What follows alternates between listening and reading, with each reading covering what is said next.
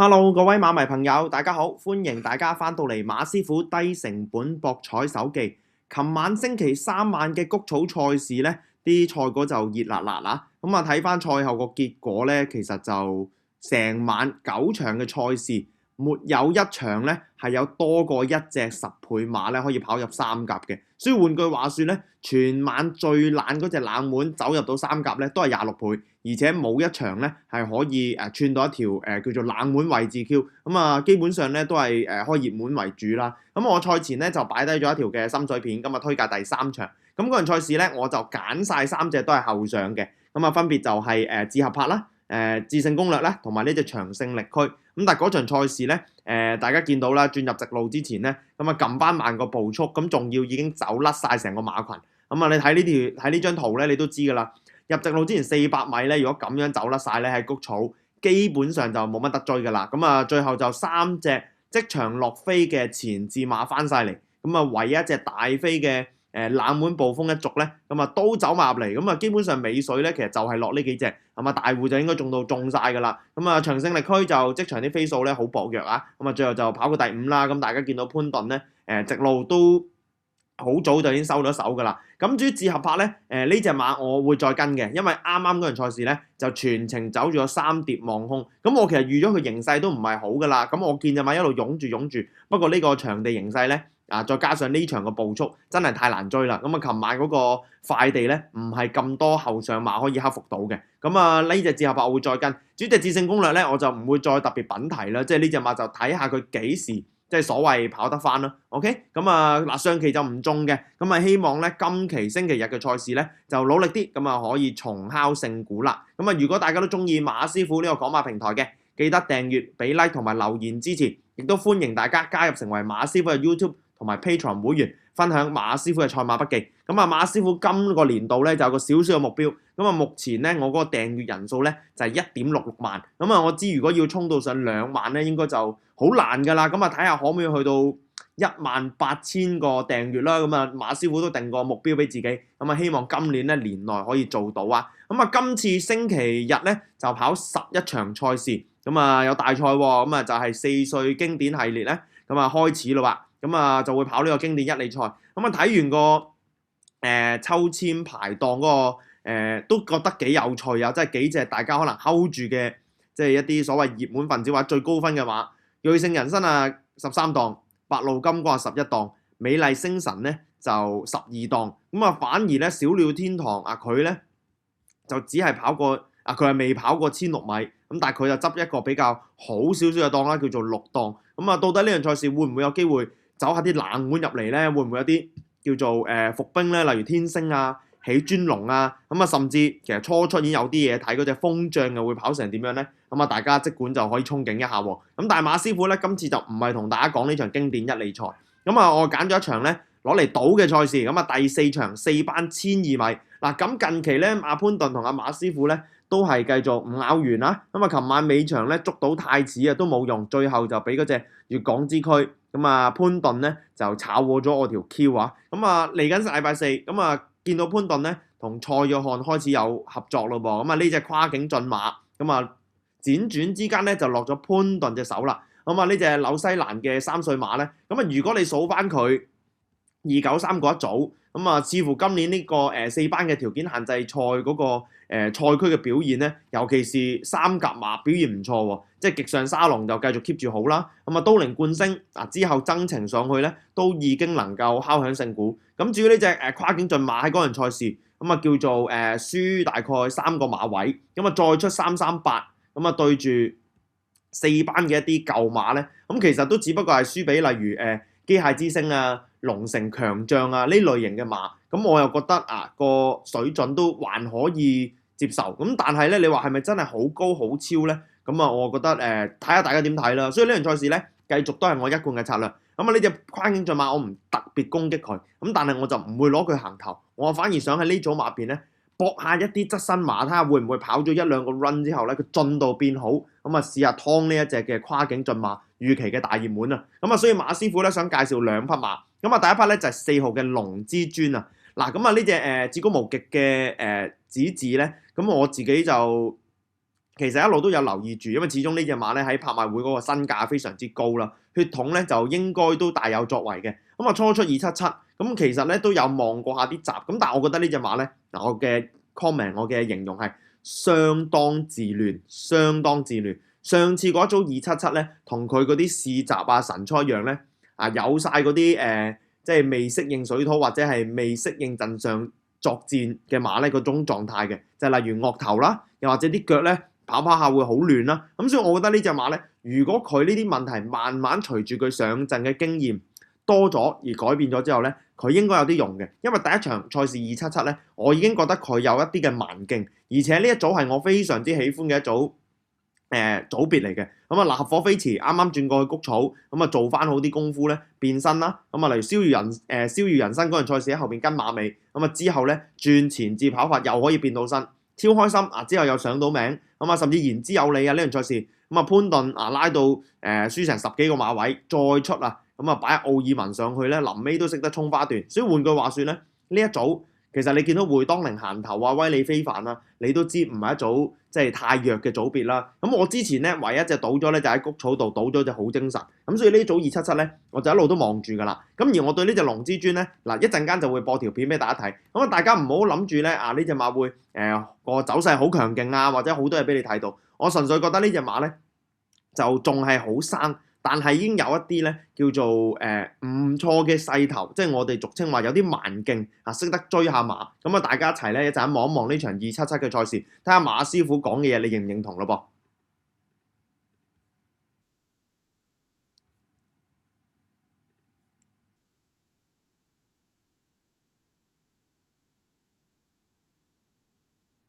好嗱，一起步之後咧，咁啊，我哋要講嘅咧就係呢隻5號啊，咁啊粉紅衫白帽啦，咁啊龍之系嗰啲馬咧，咁啊你見到當日咧。前面有會當凌啊，咁啊威利非凡嗰啲馬搶啦，咁啊呢個龍之尊咧，其實早段咧就唔係話好慢閘，咁但係咧隻馬好似有少少唔集中咧，咁啊結果見阿騎師咧喺一路操控嘅情況底下咧，都有啲麻煩，咁啊再加上嗰隻言之有理咧，中段咧又有啲搶口啊意外啊，咁啊亦都影響咗呢隻馬，咁甚至嗰隻逍遙人生呢樣賽事受完佢影響之後，好快變身成功嗱，但係大家可以望下。呢隻粉紅色衫而家喺尾5入直路嘅龍之尊咧，首先入直路咧，騎師就冇話好有意識咧，想移出去中外檔嘅，咁啊一路都嘗試揾住啲馬去揾個遮擋。好啦，嗱呢度見到有個位，咁你見騎師一騎落去咧，嗱望望惡頭嘅，即係隻馬咧都仲係唔係好習慣喺一個咁高速嘅情況底下咧，即係去耷低個頭專注去跑。咁啊好啦，呢度真係摸咗出嚟望空咧，你望下呢隻馬個後腳咧。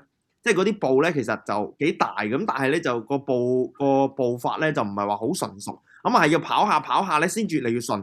最尾嗰幾步咁啊，見呢隻馬咧，其實都識得撲上嚟。嗱，你話勁勢係咪好犀利咧？就絕對唔係。咁但係有陣時咧，你要搏下呢啲冷門馬咧，就係呢啲時候㗎啦。因為佢未走光，而你已經開始見到佢有啲勢頭，再加上呢一組嘅組別咧，即係雖然有啲近仗有表現嘅，例如奇異歡星星神千歲啊。跑得近，咁但係你話佢哋有咩啲好叻嘅馬咧？甚至上場即係初出已經一出即勝嘅馬寶寶咧，因為我見佢入直路咁樣俾嗰隻亨氣越逼越近咧，我都好懷疑佢個水準。再加上佢孭咗135磅，咁所以呢一組咧跨境駿馬就應該必然會成為大熱門㗎啦。咁啊，如果你話又係潘頓日，然後佢隻隻砌嘅，咁咪拖翻住佢咯。咁但係我就想搏下呢隻2檔嘅龍之尊咧，呢場賽事早段睇下可唔可以。經過咗一啲試閘之後咧，即係慢慢 pick up 到，咁啊去到第2個 run 咧就再有進步，咁所以我行頭咧呢一場想搏下呢隻龍之尊，咁啊叫做係一組幾有實力嘅組別出身嘅馬咧，睇下呢場賽事可唔可以見到佢變身啦。咁啊至於排第2選嘅咧，我都未揀到呢隻跨境駿馬，咁啊我今季咧始終同阿周俊樂真係好有緣啦，咁啊同呂健威都好有緣，成日都幫到我贏錢。咁啊呢隻超拍檔咧，其實上次。咁啊，周俊樂咧，其實咧我都已經睺實㗎啦，因為我見啊周俊樂接手呢隻馬。不過上場賽事咧抽住我11檔，我就覺得都幾難克服嘅。咁嗱，呢啲馬一樣啦，又係你睇下佢會唔會慢慢有進步。呢隻馬咧個進步空間可能仲大，因為佢只係一隻3歲馬。但係上場賽事其實抽住個外檔咧，全程喺個外碟度走咧，我啊覺得唔曳嘅。而你望翻呢隻馬初出嗰場賽事。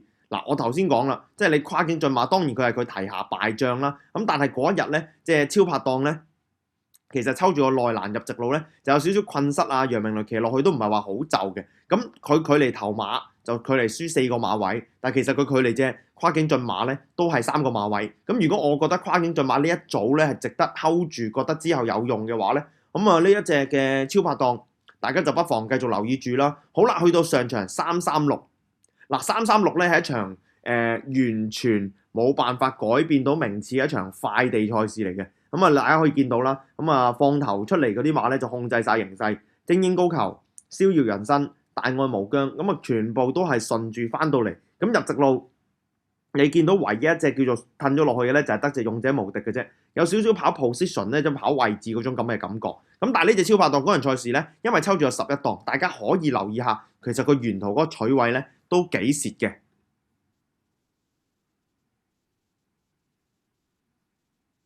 好嗱，一起步咧，咁啊嗰日咧大熱門嘅大愛無疆就慢一慢閘啦，咁啊外邊嘅逍遙人生咧轉個跑法喎，咁啊中間黃色衫咧紫色帽咧就係呢精英高球，咁啊早段咧呢超拍檔咧其實個起步就唔慢嘅，咁但係因為抽住個外檔，咁啊見周俊樂不停望入邊咧，我估佢都唔係想搶噶啦，嗱大家呢個時候望個巡邏影片，咁你見到噶啦，呢隻超拍檔就係而家條片最右方走住最外碟。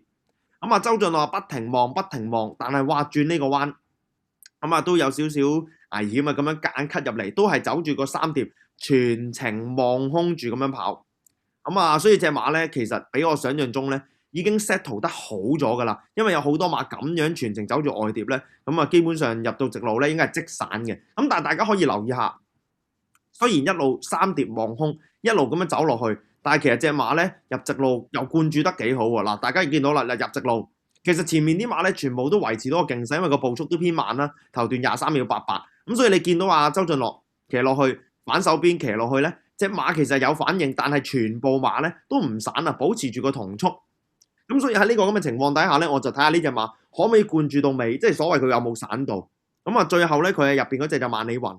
咁啊，你見到阿周俊樂啊，都啊分一分姜咁啊，騎翻嚟就算啦，都冇話再點樣認真去騎。嗱，同樣地呢隻馬咧，同頭先所講嘅一樣，佢咧就未係而家呢一刻咧，就已經證明到佢隻好高水準嘅馬。但係我之前都曾經即係貼過阿周俊樂同呂健威啲馬啦，咁啊亦都貼中過一隻冷 win 咧。有陣時有啲馬咧，你要趁佢有賠率啊未走光嘅時候，就要去搏下佢噶啦。例如我上次俾隻雙星報喜，咁啊落班前咧都係叫做湧下，咁啊但係一落班可能就交到表現。咁今場賽事咧，我感覺超拍檔對住嗰啲對手咧，就唔算話特別太強啦。咁啊你話季內其實證明最多咧，反而應該係嗰隻3號自動自覺啊。但係你擺阿黃志宏上去抽咗11檔咧，又唔知佢點樣去搞。咁所以呢一組咧，我就想試下攻擊嗰隻跨境駿馬個 win，咁啊睇下佢會唔會即係可以其他馬啦，即係龍之尊啊，又或者係超拍檔咧，可唔可以憑住個進度咧去挑戰一下呢隻預期嘅大熱門？咁所以咧，我呢條心水片咧就推介3隻嘅，咁啊行頭我就攞隻4號嘅龍之尊，咁啊然後就攞隻9號嘅超拍檔，呢兩隻咧都係希望佢哋嚟緊個進度咧理想，咁啊睇下可唔可以即係俾到啲驚喜大家。咁至於跨境駿馬我就擺翻第3選，咁啊最後啦，趁有時間咧講下，即係如果我真係買條4連環啦，咁啊唔好嘥咁多注碼啦，即係10蚊咧我就要埋隻爆竹啦。其實呢隻爆竹咧呢樣賽事佢係抽住個12檔啫。呢隻馬上場358入直路咧喺個內欄度咧掩樣，咁呢一組咧其實有喜慶寶有實力加，咁啊再加上隻見翻真身嘅言之有理咧，我覺得水準就唔算話特別差嘅，咁但係就仍然有待證明。咁我話佢輸4個幾馬位叫做走光，咁4連環擺呢啲外檔馬啱數㗎啦，甚至。如果大家有留意，潘頓好常同阿蔡明少咧係可以埋到啲位置 Q 翻嚟嘅。咁呢一場賽事，如果你中意跨境駿馬，咁啊蔡約翰，咁我哋傳統成日都會賭下啲東賽 Q 啊，賭下啲潘賽 Q 啊。即係潘賽就係潘頓蔡明少啦，咁啊東賽就係告東尼蔡約翰啦。其實從個線路上咧都係可以睺嘅。咁所以呢隻咧我就擺喺個4連環嗰方面。咁啊到底臨場會唔會提升佢，即係即場攞嚟揀佢咧？咁啊到時再睇。咁啊始終而家都係排位日啫。OK，咁啊今次呢條心水片同大家就傾住咁多先。咁啊祝大家星期日睇好馬贏多啲。拜拜。